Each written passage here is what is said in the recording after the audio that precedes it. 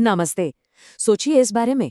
पैसा जो हमारी जिंदगी में आता है वो तीन में से सिर्फ एक रास्ता ले सकता है। और पता है क्या? वही एक रास्ता वही तय करता है कि हमारी फाइनेंशियल किस्मत क्या होगी। क्या हम गरीब रहेंगे, मिडिल क्लास के उस जाल में फंसे रहेंगे, या फिर सच में अमीर बन पाएंगे? तो आज आइए इसी विश्लेषण में हम पैसे के इन्हीं तीन रास्तों को समझते हैं।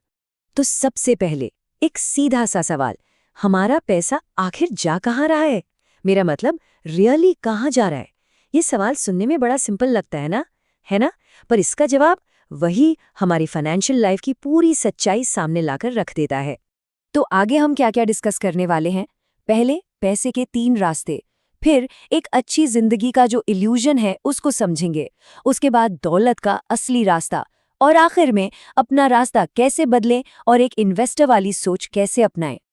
ठीक है, तो शुरू करते हैं।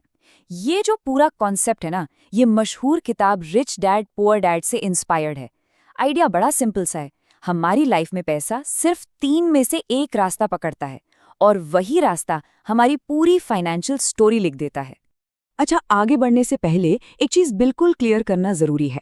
जब हम यहाँ पॉवर्टी माइंडसेट या गरीबी की सोच की बात कर रहे हैं, तो इसका मतलब उन लाखों लोगों की असली मुश्किलों से बिल्कुल नहीं है जो सिस्टम की वजह से गरीबी में हैं।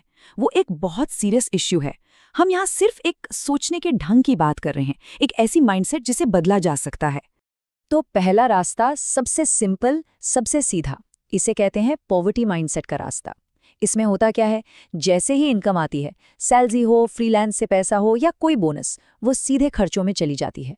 ज़रूरतों पर, ख्वाहिशों पर, पूरी की पूरी। बस पैसा एक हाथ से अंदर और दूसरे से बाहर। महीने के एंड में हाथ में ज़ीरो। अब आते हैं दूसरे रास्ते पर। ये सबसे कॉमन है और शायद सबसे ज्यादा खतरनाक भी। ये है एक अच्छी जिंदगी का भ्रम। एक ऐसा रास्ता जो हमें अमीर होने का एक बड़ा कन्विंसिंग लेकिन झूठा एहसास दिलाता है।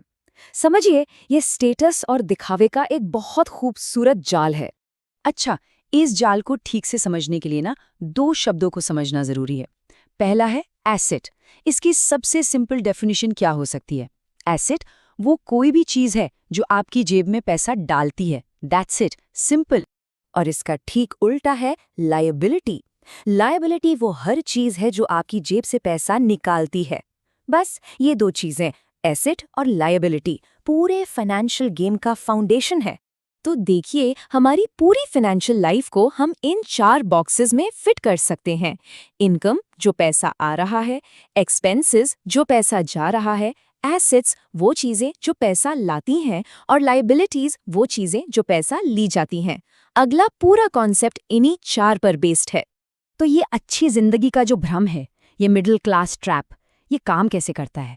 देखिए, इनकम आती है, फिर उस इनकम का इस्तेमाल होता है लायबिलिटीज खरीदने के लिए, वो भी क्रेडिट पर। सोचिए, कार लोन, होम लोन, और फिर ये लायबिलिटीज ये अपने साथ और खर्चे लेकर आती हैं। कार की मेंटेनेंस, घर का टैक्स, ये एक साइकिल है जो कभी खत्म नहीं होता। और इस रास्ते पर चलते हुए दुनिया को क्या नजर आता है? एक चमचमाती हुई नई गाड़ी, एक बड़ा सा घर, सोशल मीडिया पर फॉरेन वेकेशंस की फोटोज, यानी सोसाइटी की नज़रों में सक्सेस, स्टेटस, एक परफेक्ट लाइफ की तस्वीर। लेकिन पर्दे के पीछे बैंक को क्या दिखता है? उसको दिखते हैं कार लोन्स, मोटी मोटी ईएमआई और क्रेडिट कार्ड का वो बिल जो हर महीने बढ़ता जाता है। जो बाहर से अमीरी की चमक दिखती है ना, वो अंदर से कर्ज का एक पहाड़ होता है। और बस यही इस पूरे इल्यूजन की जड़ है। एक कोट है जो इसे परफेक्टली समझाता है। इनकम और एक्सपेंसेस अक्सर पब्लिकली दिख जाते हैं, लेकिन एसेट्स और लायबिलिटीज हमेशा छुपे रहते हैं। सोच कर देखिए, हमें पता है कौन कितना कमाता है, क्या खर्च करता है, पर यह नहीं पता कि उसके पीछे कितना कर्ज है। और इसीलिए इस दिखावे के जाल में फंसना इतना आसान हो जाता है। तो सवाल ये है कि इस जाल से निकला कैसे जाए? आइए अब हम तीसरे रास्ते की तरफ चलते हैं, अमीरी का असली रास्ता। ये वो सिस्टम है जहां पैसा खुद और पैसा कमाना शुरू कर देता है। इसे कहते हैं द वेल्थ साइकिल, यानी दौलत का चक्र। यहाँ कर गेम बिल्कुल पलट जाता है। यहाँ इनकम का इस्तेमाल लायबिलिटीज खरीदने के लिए नहीं होता, बल्कि होता है एसेट्स खरीदने के लिए। फिर वो एसेट्स और इनकम जनरेट करते हैं, और उस नए इनकम से और एसेट्स खरीदे जाते हैं। ये एक पावरफुल पॉजिटिव फीडबैक लूप बन जाता है।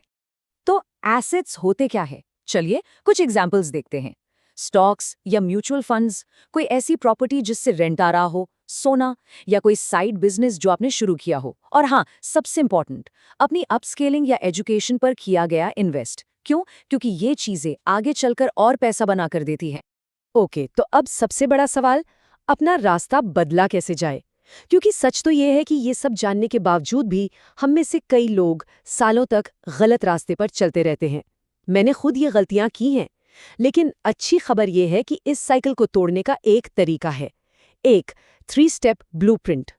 स्टेप नंबर 1, मेजर, यानी अपने हर एक खर्च को ट्रैक करिए डेली। बैंक स्टेटमेंट से बेहतर कुछ नहीं है इसके लिए। स्टेप नंबर 2, कैटेगराइज, हर खर्च को लेबल कीजिए। क्या ये एक ज़रूरी खर्च है, एक लाइबिलिटी है, या एक एसेट है? और स्टेप नंबर 3, सबसे ज़रूरी, ऑटोमेट, अपने इनकम का एक हिस्सा, मान लीजिए शुरू में 10%, उसे एसेट्स में इन्वेस्ट करने के लिए ऑटोमेट कर दीजिए। लेकिन ये सिर्फ नंबर्स का खेल नहीं है, सिर्फ मैथ्स काफ़ी नहीं है।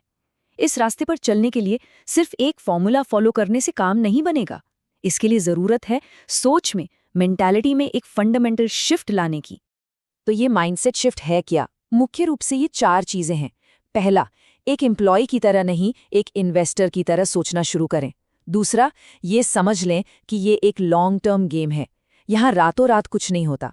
तीसरा, अपने आसपास ऐसे लोगों को रखें जो आपको आगे बढ़ाएं।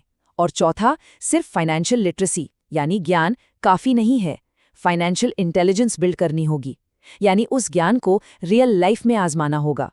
तो हमने देखे पैसे के 3 रास्ते। एक जो गरीबी की सोच में फंसा देता है, दूसरा जो अमीरी का एक खूबसूरत लेकिन खोखला भ्रम पैदा करता है, और तीसरा जो सच में दौलत बनाता है। सवाल अब बस इतना है कि आज रात आपका पैसा इन तीनों में से कौन सा रास्ता चुनेगा?